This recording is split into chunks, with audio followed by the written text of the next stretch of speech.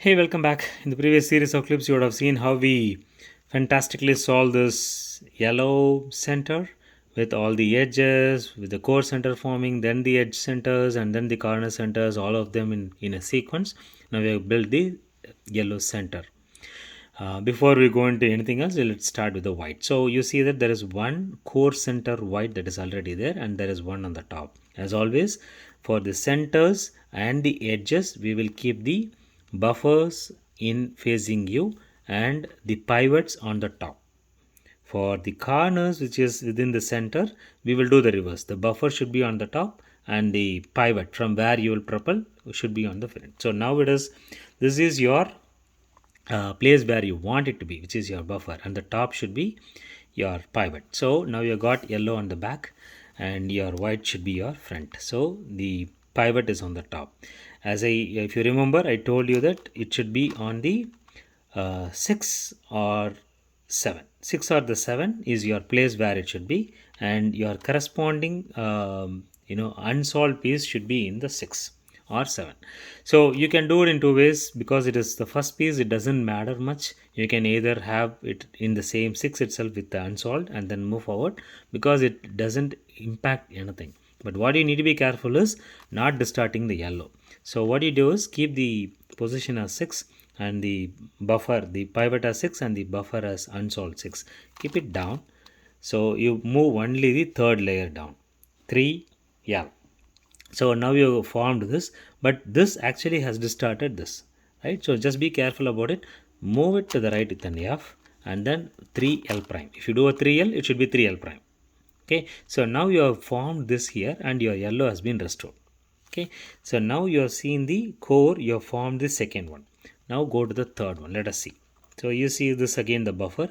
This is your 6 or 7, and you see that in the 10. Move it to the 6. Okay, now since you are forming it in 6, you need to have the 6 as solved one. Keep in mind, the first time you gave an option, you have an option of doing it with the unsolved one, because it's only one. But once you build the first one and you formed 2 in the core center, always keep the solved one in the buffer for you to move it to the unsolved position. Okay, so now you see this, it is 6 and the 6 in the buffer is solved, and the 6 in the pivot is the piece that you want to move. Do the same principle, move it like this, 3L, and it's 3L, and you do an F and then 3L prime. So the third layer you moved and then you did a L prime now. So you reversed it and you had the third, and your yellow is untouched. Okay. So now we are left with one more on the core center. Let's see where the core is. Okay. Luckily it is near. It is not far away. It is not in this piece. So it is here. Now you see that it is in the 6, 7. So it is already in the 7. As I said, it can be in either 7 or 6, but since you want to solve this, as a rule of thumb, bring it to 6 and move the unsolved one to 11. Okay, so if you move the unsolved one to 11 and you have the 6 as the solved one, you will be able to solve this. It can be 7 and 10. It's your choice. If you want to move it the right, you can do it. But for learning, it's better to follow the same rule. Then once you are familiar with it, you know how to manipulate this the way you want. Now, assuming that you are going to solve the fourth piece, move the unsolved piece to the 11th position. 6, 7, 8, 9, 10, 11. And 11 is where your unsolved piece is. 6 is your buffer and 6 is your pivot. Now do the same thing. Move it like this and move it to the right, which is your 3L, and then you did an F and then 3L prime. Now you got the core center fixed. Okay, and you will also see that yellow is not disturbed. Now you are fixed the core center white. The next task is to fill the center edges, which is like 1, 2, 3, 4, 5, 6, 7, 8, out of which this and this are already there. So you are left with 6 pieces. 1, 2, 3, 4, 5, 6.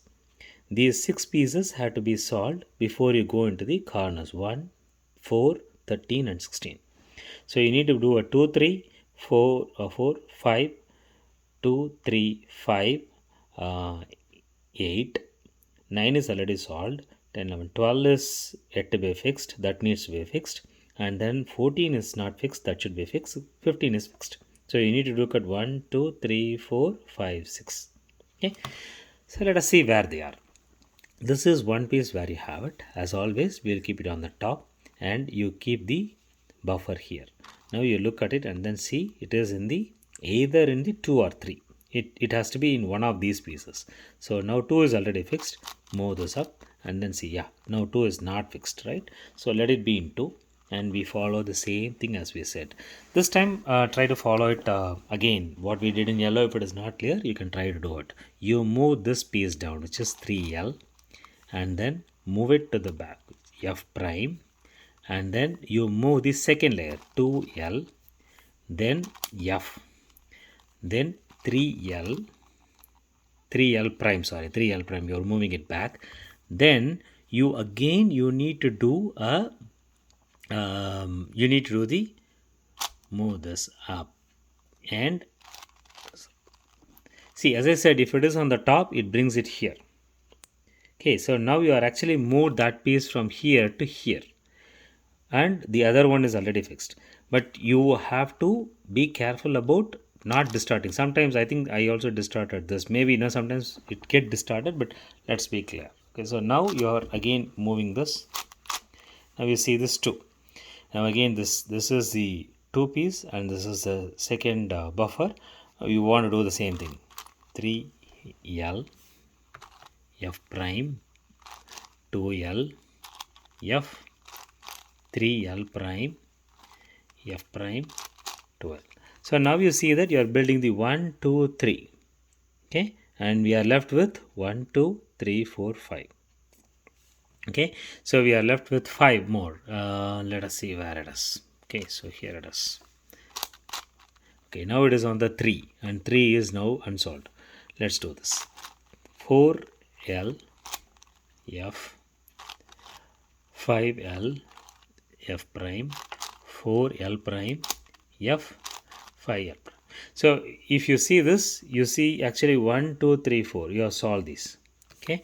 Now you have 1, 2, 3 more. 1, 2, 1, 2, 3, 4. 4 are there. So let's look at the next. So here it is in 3. Look at this. You have the 3 position here. It is also better to put it because you can visualize this better. You have this. So now you do the same thing. 4L, F, 5L, F prime, 4L prime, F, 5L prime. So now you see that 1, 2, 3, 4, 5 is built. 1, 2, 3 is left. Okay, so do this. Now let's look at where they are. So here you see this 1 more and 2. So let's move this. It should be in 2 or 3. 2 is already occupied. So let us see where the 2 goes. So it is here. Okay, so the 2 is occupied. So now we do it. This is 3L, F prime, 2L, F, 3L prime, F prime, 2L. So you again see that 1, 2, 3, 4, 5, 6 and there is one position already there. It could have been here, but you moved it because when you are trying to insert from here, it will come here automatically. Okay. So now you move it to the 3 position and here it is here. So move that right, move it back, move it up, right. So you see that now it is being filled. We are left with only 1 more. So let us see where that good old 1 piece is. Here it is. It's just again closer. So now you see that it is on the top. Here you have a 4L, F, 5L, F prime, 4L prime, F, 5L prime. So 1, 2, 3, 4, 5, 6, 7, 8. All the 4 edge centers are fixed. We are left with 1, 2, 3, 4, which is the edge center corners. So I hope you are following me clearly. When you want to move anything from the buffer, you move it down, move it to the left if it is on the left, or move it to the right and then secure it, and then move that piece down so both the lines come here. Then move this up, move this right, and then move up, or move this up, move it to the left and then move it up. So that way you will secure the pieces without disturbing and your yellow is intact. This is important. If you disturb anything in the yellow, you are going to go through the entire cycle again. So this now is secure. which leaves us with the corners. I will address the the center corners, how you're going to do it in the next clip. Thank you.